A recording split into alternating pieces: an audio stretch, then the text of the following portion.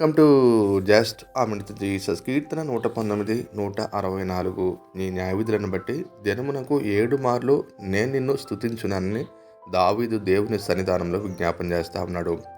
దావీదు రాజై 40 సంవత్సరాలు శక్తివంతంగా పరిపాలన చేసినప్పటికీ అనుదినము కూడా దేవుణ్ణి 7 సార్లు స్తుతించాడని గొప్ప సంగతిని తెలియజేయడం జరిగింది.